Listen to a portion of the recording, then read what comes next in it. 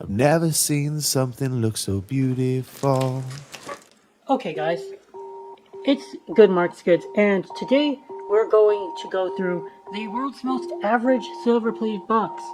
This is a perfect example of what I'm looking for. That's not going to be too flashy, it's kind of bare bones, but it gets the job done. And what I'm expecting in this box is one pitcher that I can resell for between $50 to $70 and about 12 pounds of scrap silver plate that's going to be difficult to resell. So we can either send it back to the scrap yard or strip the silver electrolytically, or you sell it in a bulk lot on eBay.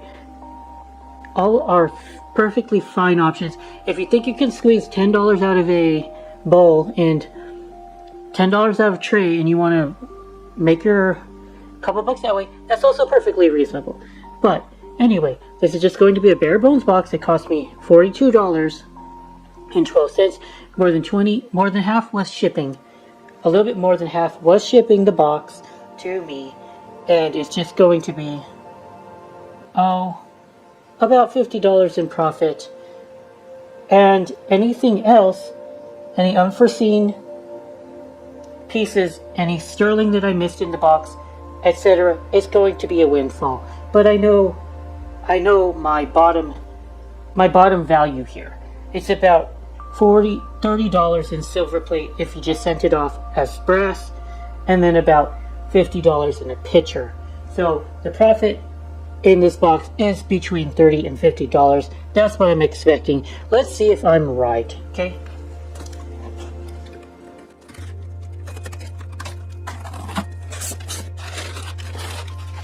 I certainly expected this to be brass. There's no chance in silver-plated brass. There's no chance in hell that something this thick would be sterling silver. Look how thick this is, guys. We can see it's ridged here too. Lots of ridges. Etched like this. Sterling can be etched, but usually plate is etched like this. We flip it over. Newport Gorham silver plate YB690. In the 1 in 100, 1 in 200 chance that I was wrong and this was actually silver, and we'd have a fantastic day, but I didn't expect it to be. And again, this is like a $15 bowl, if that. We're in 42 for the box, so if you can sell this, take the time to list it, clean it up a little bit, and wait for this buyer. You've already got a third of the box ready. But this job is not like, sometimes it's like shooting fish in a barrel, but oftentimes it's exactly like that. You're looking for mid-quality silver plate at a cheap price, and then you're also looking for one good flip that makes actually putting your time and investment into the box worth it.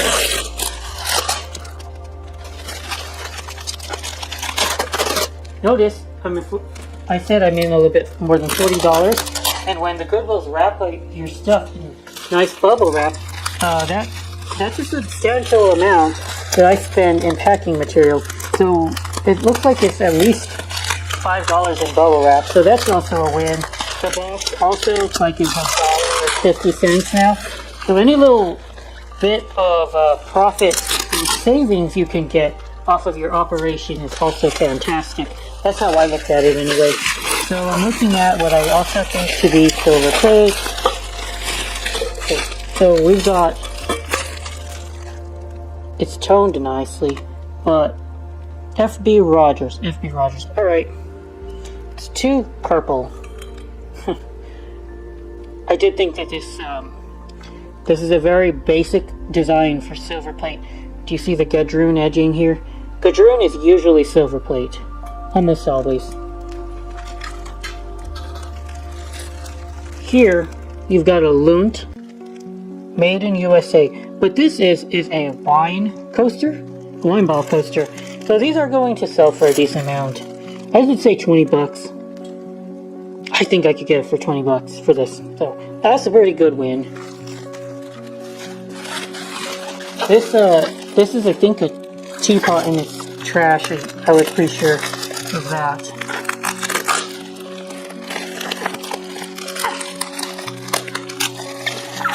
See, today I am not here to wow you with $1,000 in sterling silver.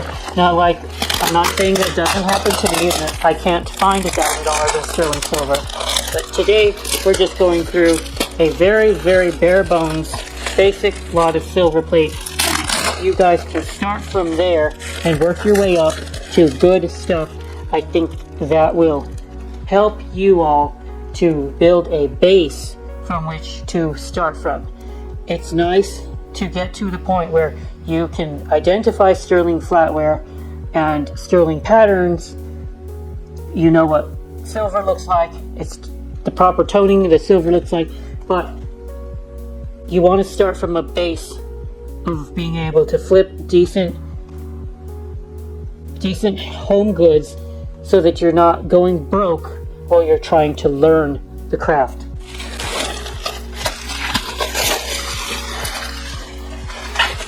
This pot, whatever, it's not silver, but it's very, very heavy.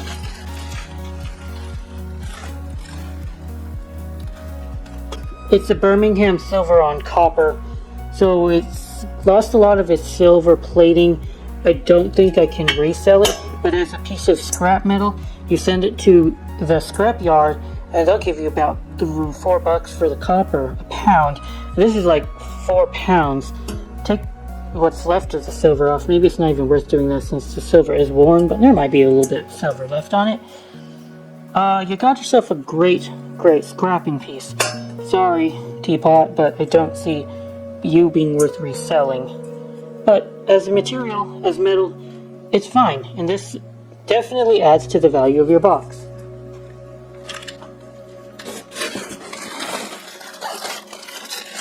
This is kind of a small bowl. This could be a sterling surprise, for all I know. I don't know. But if you're going to expect something to be sterling silver and at Goodwill misses, it's often these little balls, pieces that they don't put too much effort or energy into trying to double check too much. They just throw it in a box while they're sorting things. You know what I mean? Okay, so it's hammered actually. It's a hammered bowl. I don't see hammered items very often. So what we're doing, we're looking for oak. There's a lot of verdigris on the bottom of the bowl, which could be possibly, you could still see that with sterling sometimes. So I'm not 100% like the hope is and dream is dead that this is a form of silver, but it's looking bad. And we're going to be looking through the entire piece, look very thoroughly, very, very thoroughly, and be looking for those purity marks. We don't see anything.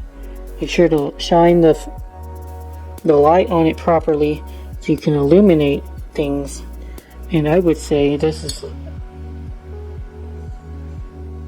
a silver plated hand hammered bowl, which you don't see very often, but I don't think there's a whole amount of demand for it. Yep. This could have been our sterling surprise for the day, but it looks like we don't get one. So,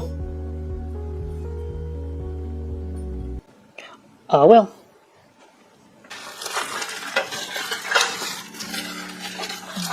Platter, dishes, more of this hammered stuff.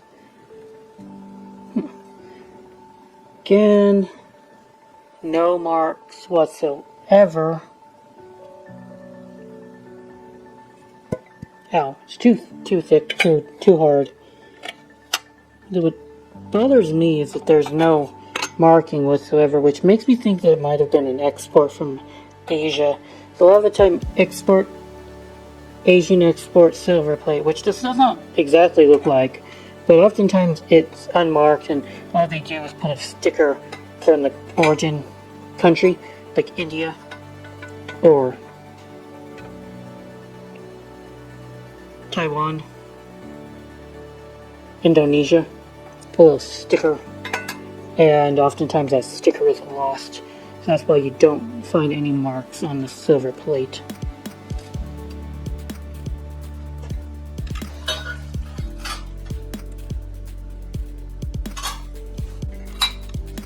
This is too hard as well, too thick to be sterling. No sterling surprise today. And then we've got ourselves a butter dish. It's crappy. No great butter dish. Oh, it's the 1959 FB Rogers. It might be worth trying to clean up if there's the lid on it. If there's no lid on it, it's absolutely garbage.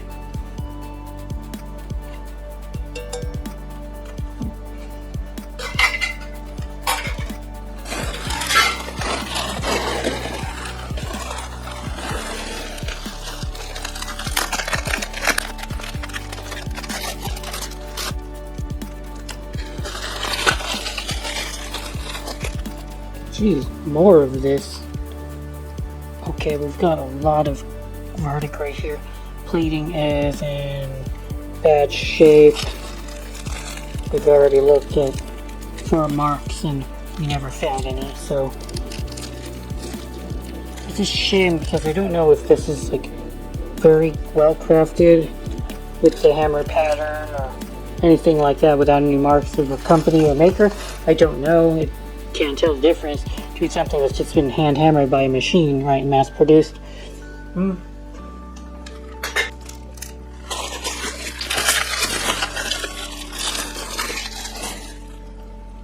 A box, silver on copper. It's got, I think this is like Dutch figures or something. So a lot of the time I've seen two silver plate companies that made items like this. They were E.G. Webster and Son and Barbour, so it could be one of those. Made in Japan, so no, it is marked made in Japan.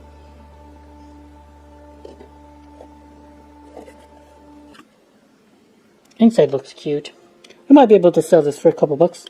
This name Lester in the inside. That's not what I want to see, but I don't think we can take it out of there because it's written in pencil. Written in pencil.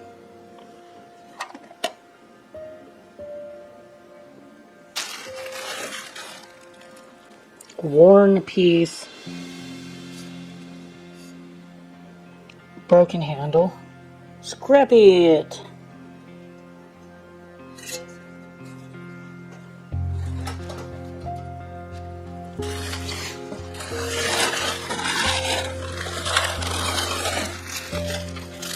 Looks like the lid for that butter dish we saw earlier.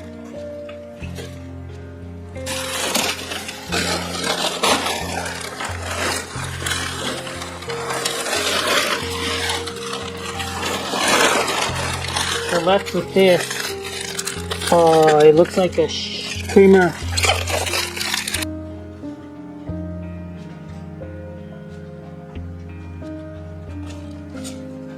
So a pretty solid creamer here. We are going to have a mark silver plated right there, so nothing too amazing. Fine. I think I'd have to scrap this though. It's not going to be sold separately. Not without a tea set. It's really quite plain. Pleasant, plain, but nobody's going to want to buy this separately.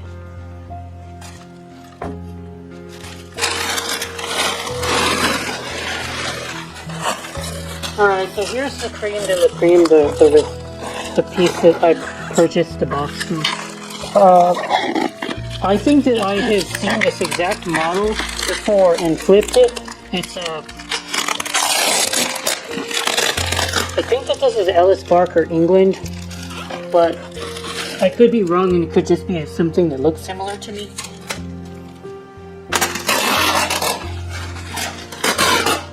Alright guys, so you've seen the rest of the box. I would say that I have possibly $40 in value from the rest of the box, given the jewelry box that was made from Japan, that decent bowl, plus there's a couple hefty pounds of silver plated copper in there.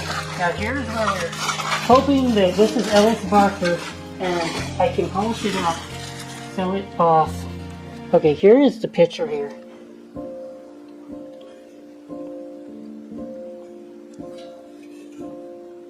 no damage found. I will be able to polish it, not a problem. I have pretty good silver polish, and it should be okay. So it's not Ellis Barker. It's Gorham Superfine Y1124 4 3/8 pints. That's the mark on this, but I think that's still good. It's a pretty piece, and I do think that somebody will give me a decent amount for it. And I need to figure out what the pattern is, because this could be a Gorham pattern, and it doesn't stick out to me what this pattern could be really fast. It could be Chantilly. Chantilly does have kind of like shells. Chantilly does kind of have like a shelly thing going on. Shelly thing. So if it's Chantilly, that could be upwards of 3 figures, $100.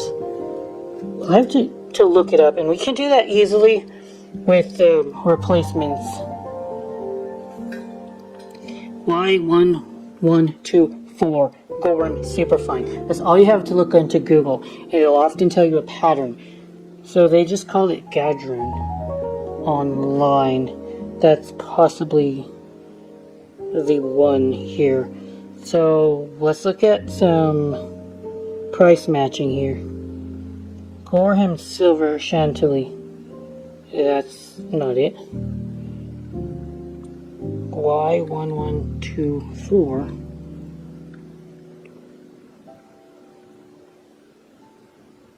So this claims this to be the Shell and Gadroon pattern by Gorham. And they would want this picture, replacements would want this picture out of stock. Doesn't compute. But we know it's the pattern now. See, it's similar in form to a claimer, but would be much bigger than that. We're looking at a water pitcher.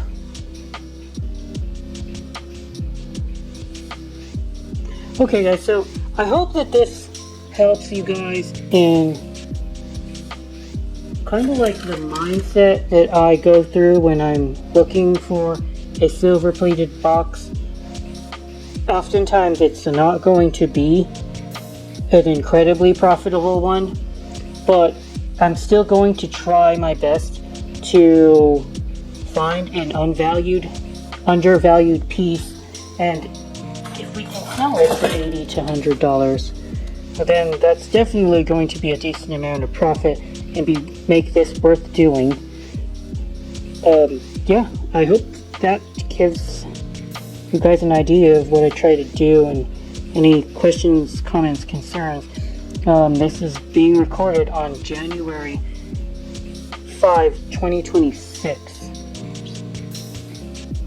Just so you guys know that. And you guys enjoy the rest of your day. It's a fine January day. I think it's like 50 degrees today. Fine January weather we're having lately, huh? Okay. The merch goes out. Thank you.